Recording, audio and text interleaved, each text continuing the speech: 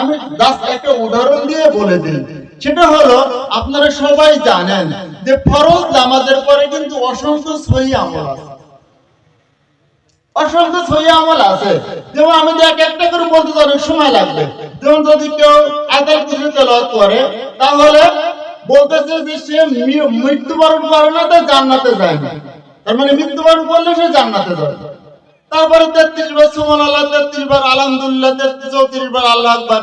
আর একটা আছে, আরেকটা দোয়া আছে, সেটা যদি পড়েন, তাহলে এইভাবে যদি আপনি আপনার প্রিয় ভাইকে, আমার গ্রামের অনেক মানুষ, আমার মহল্লার অনেক মানুষ, তারা কোরআন হাদিস সম্পর্কে জানে না, কোরআন হাদিস সম্পর্কে তাদের পরিমাণ জ্ঞান নেই। আপনি যদি তাদের আমলটা সুন্দর করে বুঝিয়ে না দেন, আপনি যদি তাকে বলে না দেন, আমি একটু আগে বলেছি যে আপনি আলু কিনতে গেলে যদি দুটো পচা না নেন, তাহলে ওই মানুষটাও কিন্তু আপনার কথা শুনবে না। আপনি সুন্দর করে যদি বলে দেন যে আমরা যেটা করতেছি, আমরা যেটা সম্মিলিত মনোযোগ করতেছি, আপনি সম্মিলিত মনোযোগ করতে পারেন, আপনার ব্যক্তিগত ব্যাপার।